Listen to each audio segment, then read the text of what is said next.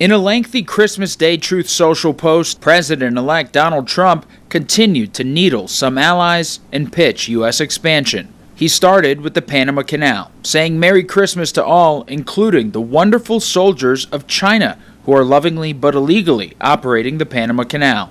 It was an extension of an ongoing gripe. The fees being charged by Panama are ridiculous, highly unfair. This complete ripoff of our country will immediately stop. Panama's president has insisted the canal will remain under Panamanian control. That is a manifestation of gross ignorance of history. The canal will celebrate 25 years under Panamanian hands. Trump's threats could be viewed as trying to disrupt China's growing global influence, but some Democrats think he's going about it wrong. We have a treaty with Panama. We have a free trade agreement with Panama.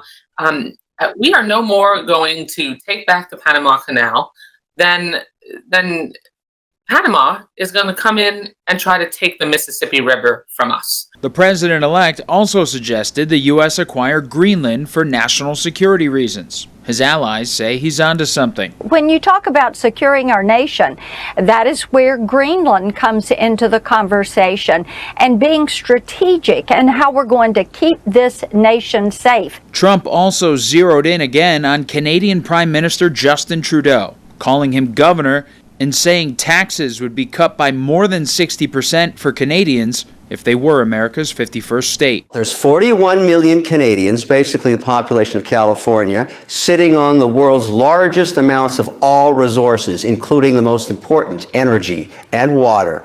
Canadians, over the holidays, the last 2 days, have been talking about this. They want to hear more.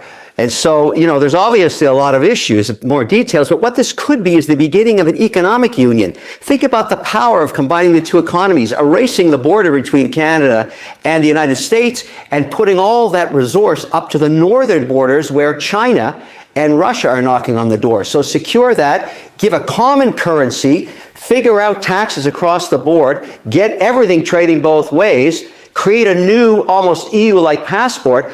I like this idea, and at least half of Canadians are interested. The problem is the government's collapsing in Canada right now. Nobody wants Trudeau to negotiate this deal. I don't want him doing it for me, so I'm going to go to Mar-a-Lago. I'll start the narrative.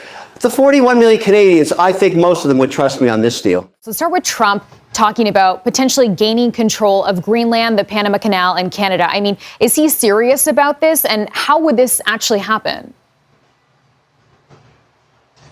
Chanel, it's kind of hard to gauge whether or not the president is serious about acquiring those sovereign places, especially considering he's using Truth Social, where he's also in between these statements posting memes and AI-generated images. But I will say, toward the Panama Canal, this is an act that would take some extraordinary measures, including new bilateral treaties that would rescind what was signed into law under President Carter in the 1970s. As it relates to Canada, it's more poking the bear there because Donald Trump has been pretty public about his disagreements with Trudeau. And then as it relates to Greenland, this is obviously a situation where the U.S. has flirted before with purchasing of that island. The island's prime minister said that Greenland is not for sale. But I do also want to make note that the U.S. does have a military base operating out of it. So strategically, it makes sense. But as of now, it's hard to gauge whether or not the president is in true serious about his intent to purchase or acquire those land. I do want to say, though, this is the man that coveted the art of the deal. This more aggressive style of saying that the U.S. should expand its territory appears to be telegraphing a need for the president to address the U.S. trade policy on the global scale. So it's likely that he'll use this as a negotiating tactic when it comes to more bilateral trade agreements with these places versus an actual intent for the U.S. to acquire through, like I said, treaties or through more forceful measures, takeovers of these sovereign places. Okay, interesting. Donald Trump's inauguration is now less than a month away. The president-elect has pledged 25% tariffs on Canadian goods if his border concerns aren't properly addressed. What's the latest on this, Rich? Yeah, we weren't expecting to have this conversation. Well, maybe not quite yet. President-elect Trump campaigned on major changes to U.S. foreign policy, but we weren't expecting to be discussing Panama and Greenland before the inauguration. Sources close to Trump tell the New York Post the president-elect is, quote, 100% serious about the United States acquiring the Panama Canal and the Danish territory of Greenland, meant to bolster American strategic interests in the great competition with China. The U.S. built the canal. A Carter-era treaty ceded it to Panama. Trump is now accusing Panama of charging exorbitant rates to pass through and claims China manages it. A Hong Kong-based firm controls 2 ports near the canal. Panamanian President Jose Raul Molino said in a statement that, quote, every square meter of the Panama Canal and its adjacent area belong to Panama and will continue to be. We are a country open to dialogue today and always, to investments and good relations, but with a clear slogan that the country comes first. That, for this Panamanian president, is not negotiable. As for Greenland, an acquisition that massive would be larger than the 1803 Louisiana purchase, which nearly doubled the size of the U.S. then. Melting Arctic ice is opening up new shipping lanes in Greenland and competition for rare earth minerals there. Greenland is a self-governing, autonomous island within Denmark. Trump floated acquiring it his first term. Greenland's government rejected the idea then, and it does now. The Danish Prime Minister's office would only say that it is, quote, looking forward to working with the new administration. Another day, another story. Yeah, I guess you can expect the Trump team to be coming up with a number and seeing if that is something that Greenland and Denmark would bite at. Greenland. It's the world's largest island, but don't be fooled by the name. There is nothing green about Greenland. 80% of the island is covered in ice. Greenland is an autonomous Danish territory. It is self-ruled. It has its own government and its own parliament. It takes care of itself and has not bothered anyone yet. But now one person has a problem with this arrangement, and that is Donald Trump, the US president-elect. He wants Greenland. It's exactly how it sounds. Trump wants America to own this island. He posted about it on his social media platform, Truth Social. Let me quote from the post. This is what Donald Trump said.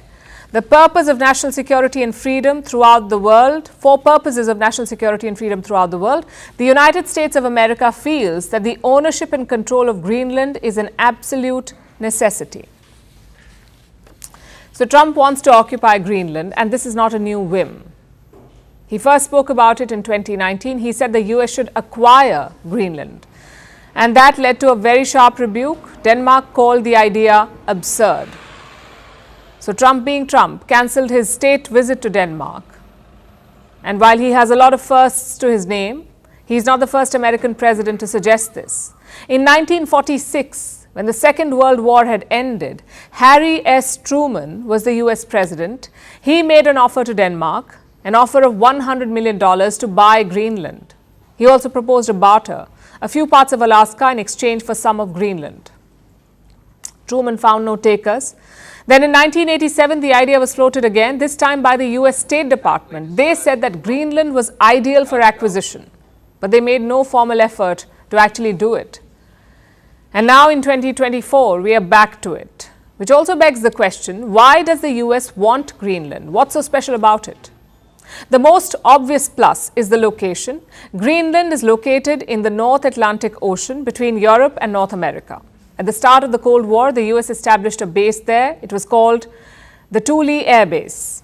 It's still there, but now it has a new name. It's called the Bidufik Space Base. It's very striking that Donald Trump is making these very outlandish comments. Eric Ham says many countries are worried about what relationship the United States could have with the rest of the world during the Trump administration. What we're seeing from Donald Trump is not someone who is coming in looking to work with the rest of the world, but someone who is actually coming in, speaking in a very truculent way and looking to actually create more antagonism. Political expert Christopher Adams says this rhetoric from Trump is not unusual. In some ways, he's a negotiator. I think we have to remember that. And his way of negotiating is to push to an extreme position and then sometimes retreat to a usable place. Some Canadians skeptical about Trump's comments. I think he's pretty much joking. I don't think Canada would go for it. Well, I think he's using it as a leverage tool. I don't think that anything will come to it because I don't think it's a very popular opinion. I, again, have no idea how any of that would ever possibly work, barring, some sort of overthrow of the government. Trump has continued to tease U.S. expansion into Canada, Panama, and Greenland since winning the election last month, including calling Canada the 51st state, with Justin Trudeau as its governor.